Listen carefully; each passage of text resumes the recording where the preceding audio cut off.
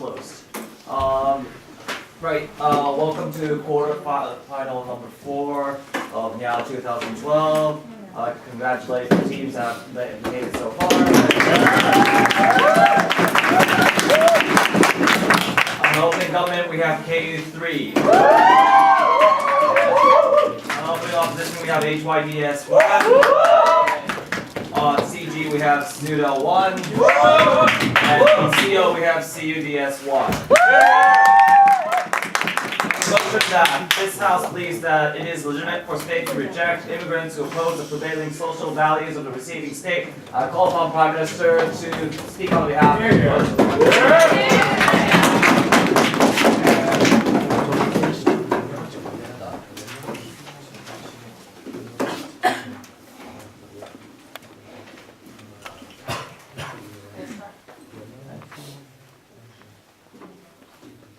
Mr. Speaker, the opening government thinks that the sense of citizenship has changed.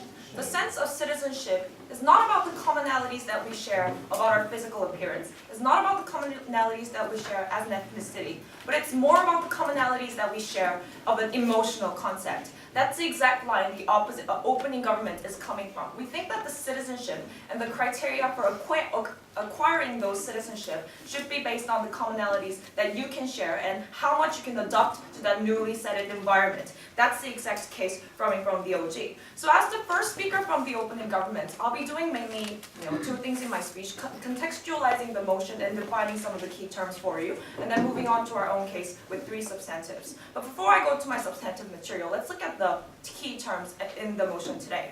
So this House would like to define the social values as the predominant mainstream cultural traits that affect the lifestyle of the religious and behavioral, in a religious and behavioral way of your lifestyle.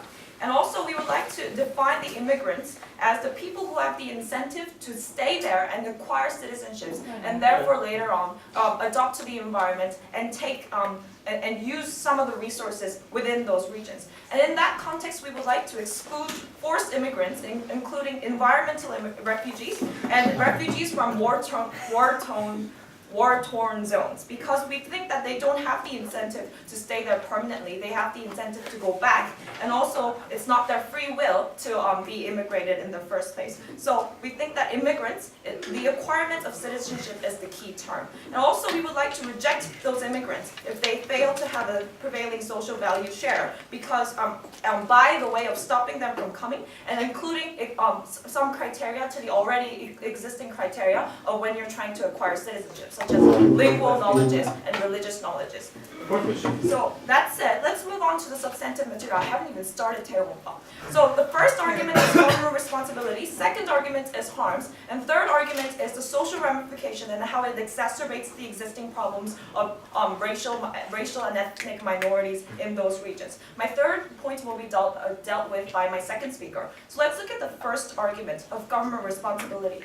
We think that the term government responsibility can be interpreted in many ways, but in this debate today we want to focus on the fact that when government accepts a newly immigrated person, they also need to expand the scope of their responsibility to those new immigrants as well. We currently see in the status quo that the government's responsibility is to promote national security, have political stability, and provide the necessary welfare for the citizens. We think that new immigrants are subject of those responsibilities once they come and acquire citizenships, and that's the realm of government's responsibility in today's debate. But let me introduce you to the second level of analysis of our first argument. So when are citizenships exactly given? Citizenships is like a ticket saying that you are the person that is subject to the responsibility of your government. We think that when government feels the adequacy, the necessary adequacy of your characteristics and the social perception that you share to adopt to that environment, that's when the citizenship, the term citizenships is given. That ticket is given. Because we already see in the status quo that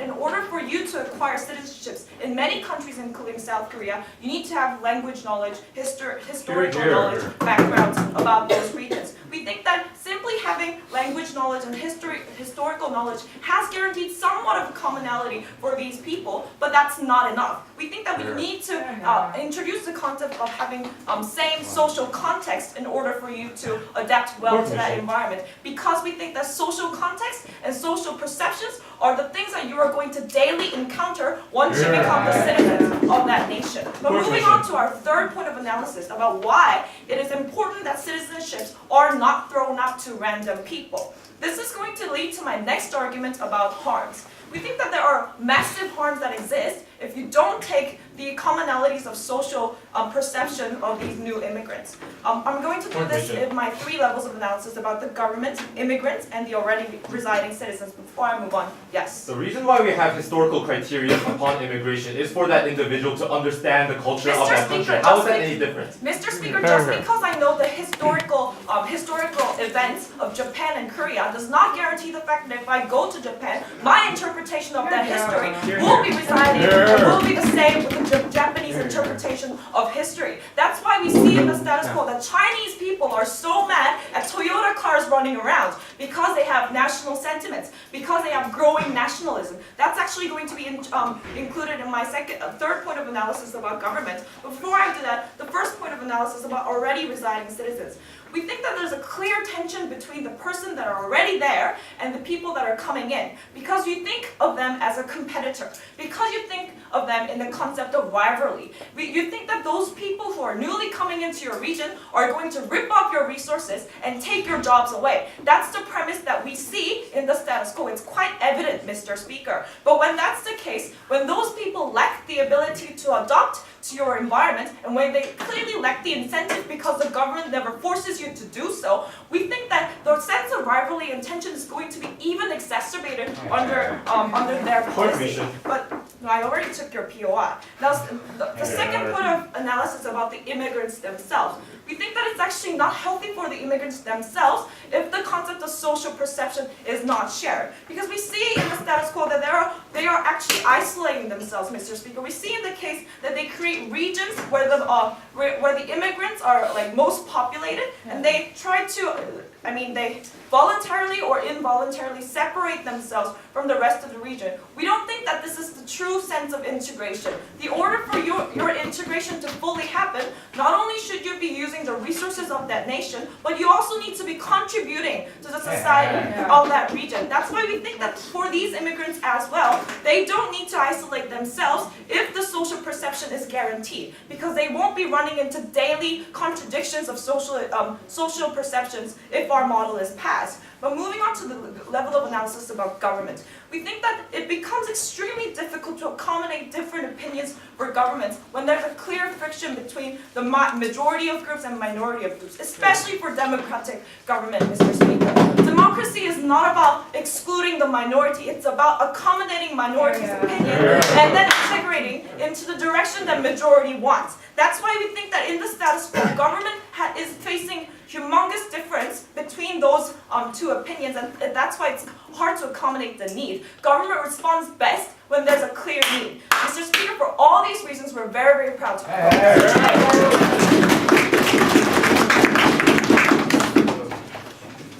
Speaker spoke for 7 minutes and 20 seconds. I thank the Prime Minister for her speech. Now I call upon the Leader of Opposition.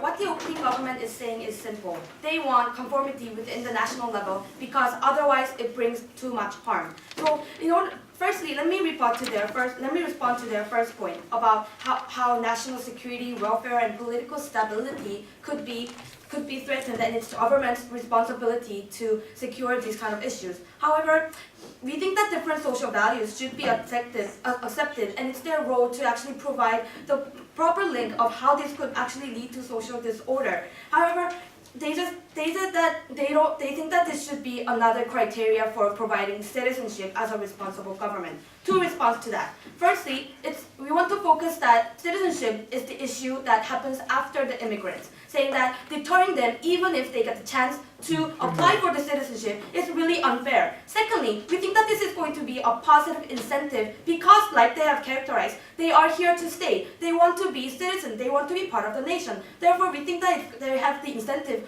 to not cause the harms in their first argument of first analysis of the harms that could be brought to the nation. So, responding to their second argument about the harms, we think that nationalism, we deny the idea of nationalism because we don't think that it's an absolute value. We don't think that it should be just promoted just because it's a nation, they should promote nationalism. We want to actually deter.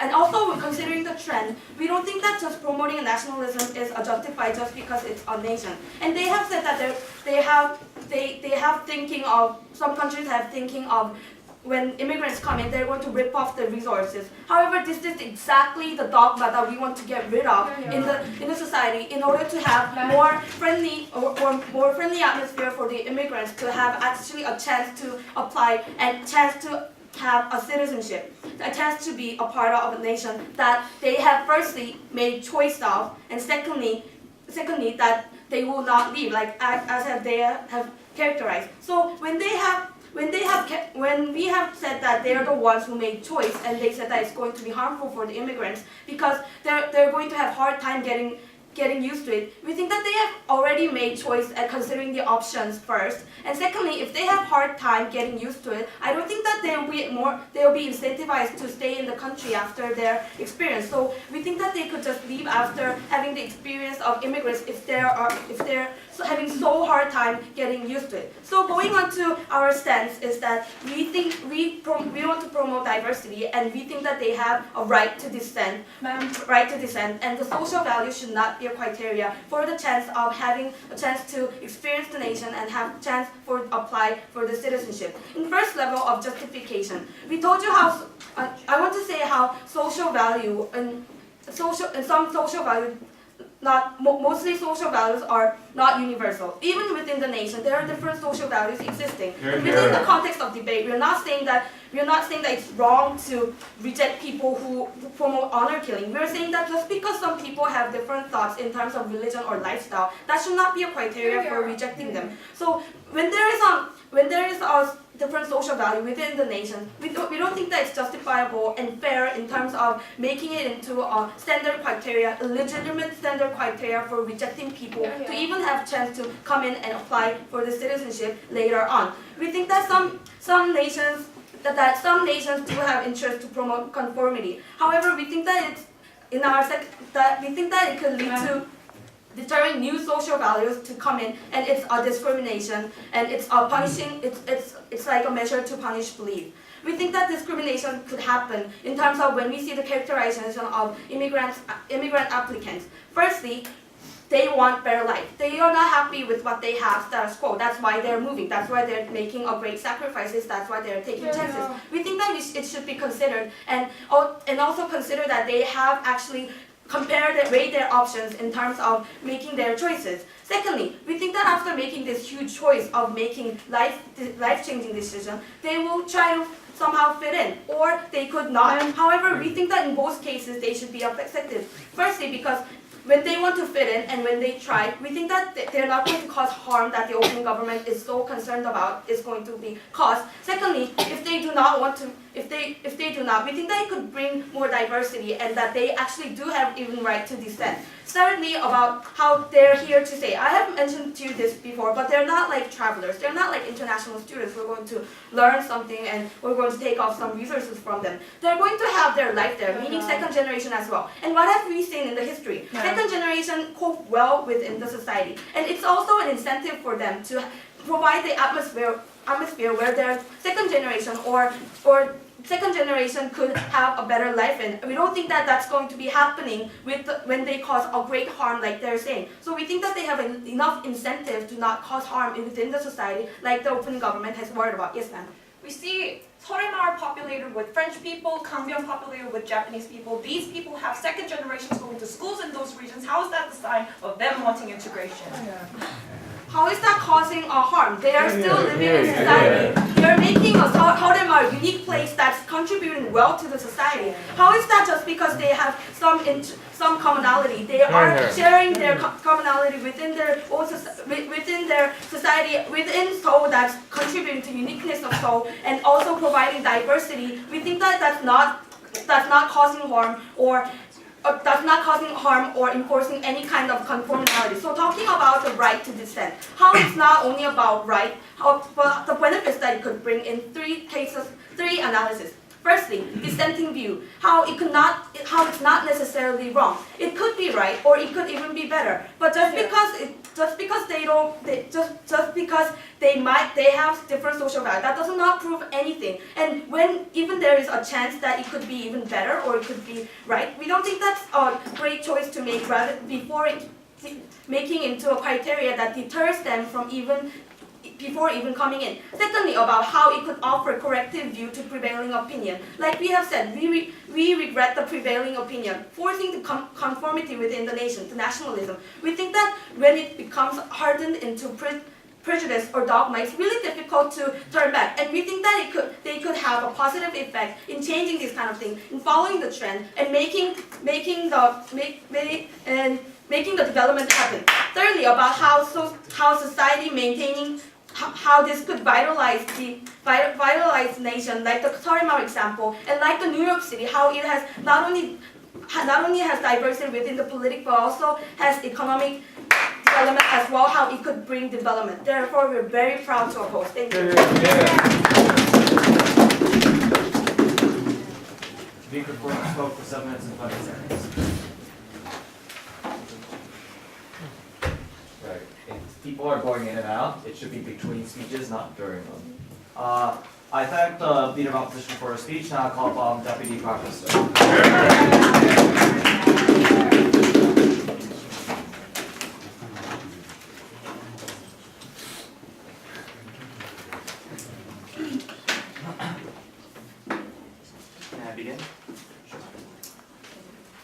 Mr. Speaker, what does the opening government have to do to get first in a debate? We have to leave you with a mind-blowing impression, so listen carefully, because I'm going to give you the benchmark for what an 85-point speech really looks like. So as the second speaker for side proposition today, I'm going to be doing two main things in my speech. First, I'm going to go on to elaborate more upon our third argument, about how, by enforcing this kind of policy, we're going to prevent the exacerbation of a lot of problems that we have with minorities in our society. Before moving on to that, I'd like to comprehensively respond to everything given to us by the opening opposition.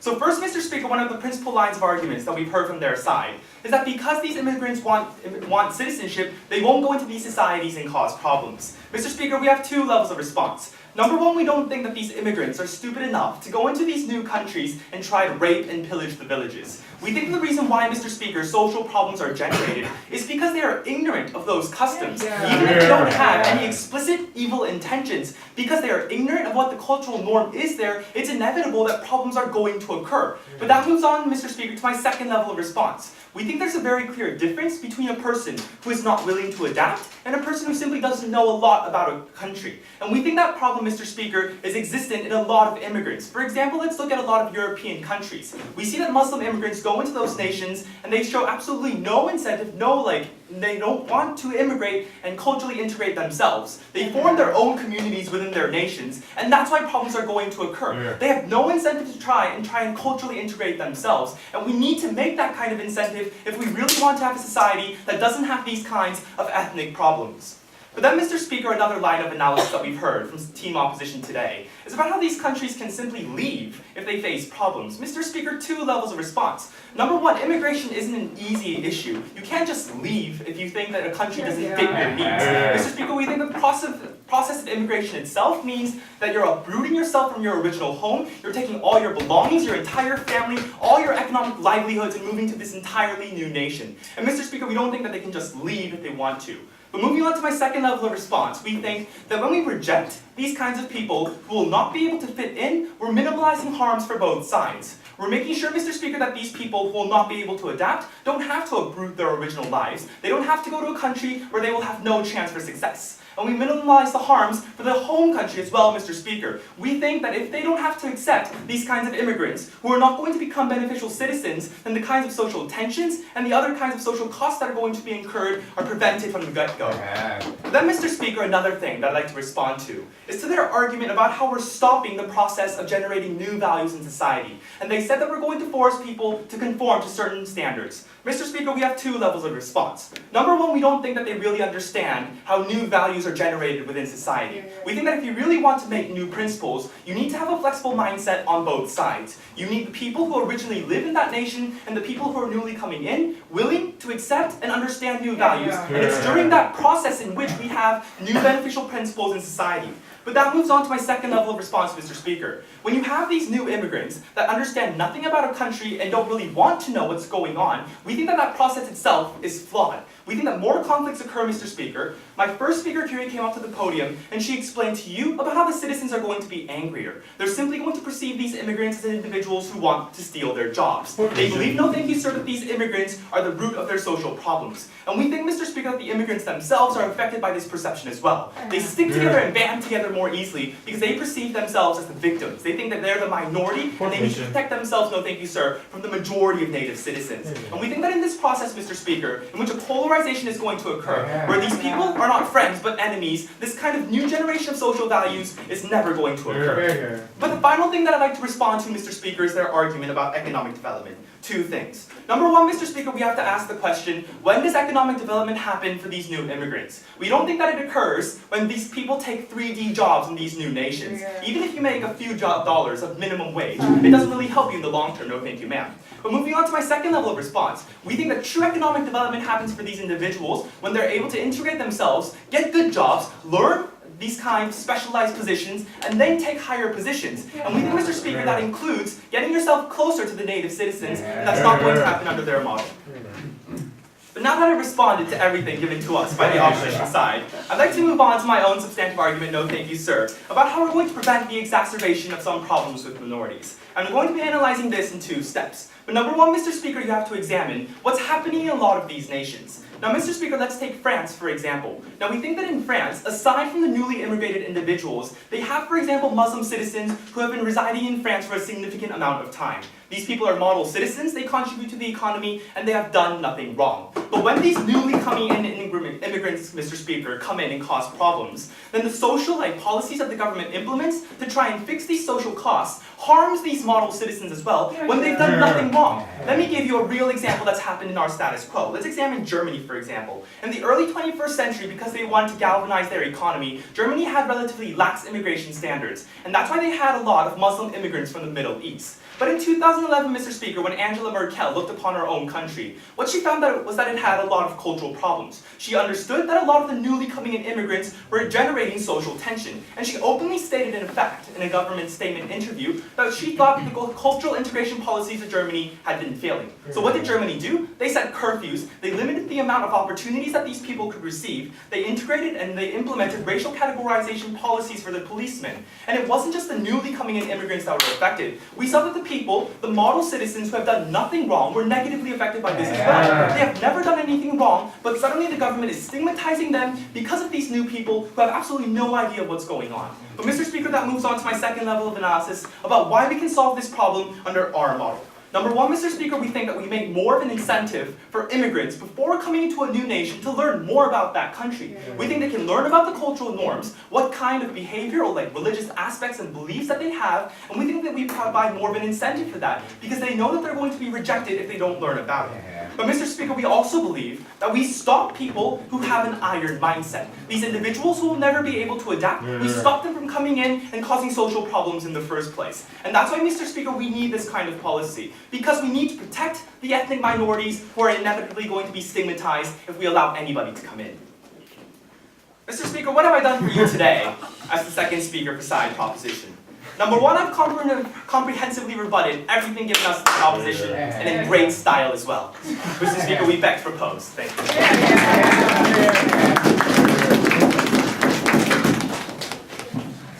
Speakers spoke for 7 minutes.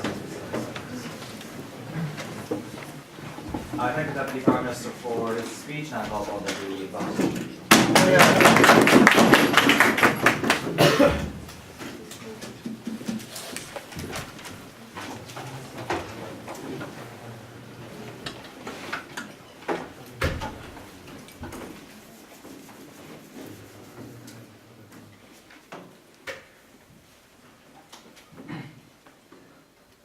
Mr. Speaker, before going to the substantives of the second speaker of the opening opposition, I want to first rebut to some of the points that was brought up from the previous speaker. Three responses. Number one, how they say that for new values to be generated, you need flexible mindsets.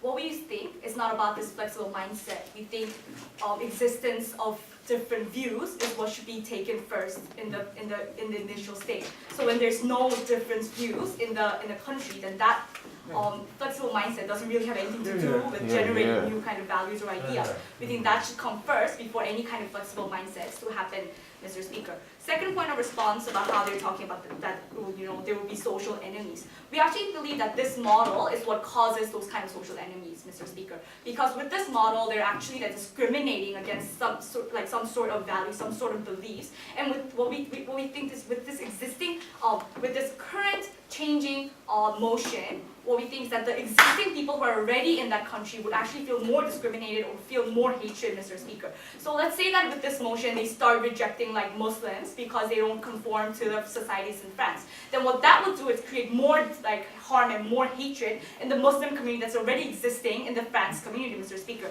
Third point of rebuttal of how they're talking about this incentive, it would give them more incentive, give them more chance to learn. We don't think like learning or education has nothing to do with like what they oppose or not, because it's not really whether you learn about the social values that you oppose or you support a social value. It's that it's something that's your belief system. So something that you learn with education, that you learn with pencil and paper before you take the immigration test. It's something that you go to the country and you live in that country, and then it's a social value that with everyday life that comes to your life, and that's how it changes. Yeah. Okay. I want to talk about like mainly three things in my speech. First, let me just like wrap up what has been dealt in the opening side of this debate.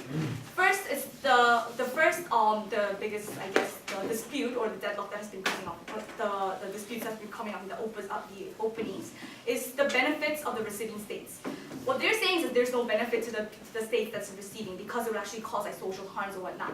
What we say is different, Mr. Speaker. We say that actually there's a tangible benefit to the receiving states. Why? Because it vitalizes the economy.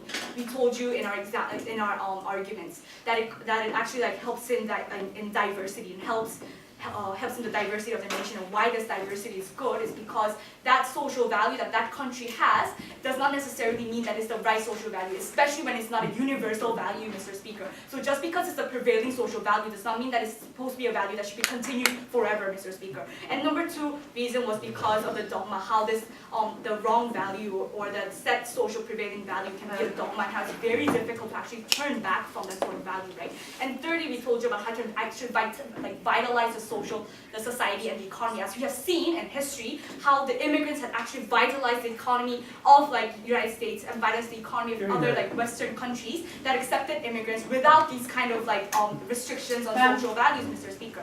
Okay. Now, I want to talk to you about the second point. Who are these people, right? Because we think there's been a really like bad mischaracterization of who these immigrants are. We say that these immigrants, there might be difference in degrees, but these people are the ones who come, who seek for a better life, who come either from oppressing government, who come from a bad economy, who come for a better life, not for only them, but also for their children and the generation ahead, right? Generation to come. So we think, especially like considering how these people are not just like one-time comers or not just travelers, we think they have much more incentive to actually conform to that society, that they don't really have much incentive to, go rogue and like do all the bad like criminal things. But they say that they, which makes the second speaker's argument of how these people who actually cause these social harms are not the people. They don't do it because they're ignorant. We think that this is a very weird point, because once you live in that society and you know about the social values, that is very easy for you, or it's like it gives you more incentive for you to conform and change to that, especially for the second generation and especially for the third generation who are born in that country, Mr. Speaker. Okay, now I want to talk to you about the role of government, Mr. Speaker. The opening, the Prime Minister had told you that government responsibility only lies with the citizens. That the government's responsibility is about the nation's like economy and the nation's citizens. We don't think so, especially when this government is a democratic government, when it's a government from a liberal democracy, when it is a government that already has an economic development, like somewhat economic development, then that responsibility of the government should be expanded to other people who are willingly and who sacrifice their lives to actually come to their country and conform to that country and help in their economy, Mr. Speaker. We think the responsibility of the government should be expanded to those people as well, Mr. Speaker. Okay, so thinking of that, because of the two characteristics of the democratic government and the economically developed countries, we think it is justified, or it is the responsibility, it's the right of those. It should be the role of those governments to accept these immigrants who are willing to come to their country, even though they have an opposing social value, Mr. Speaker. When all countries have their standards in accepting immigrants, we think the standard should not be about social values. We think the standard should be about this existing status quo, how they have like a distinction, or they fend off some of the radicals and whatnot. But before I move on, in here.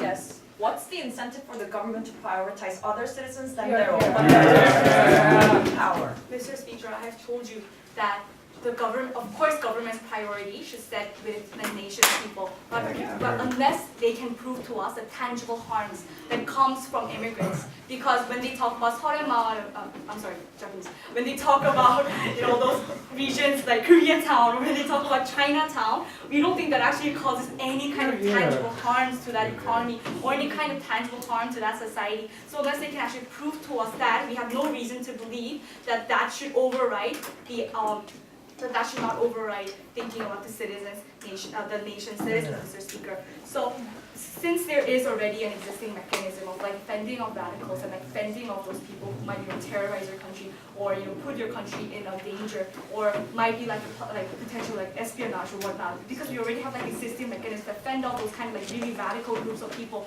we don't think this kind of this standard should be expanded into social values when this is a punishment of belief. Very proud to oppose.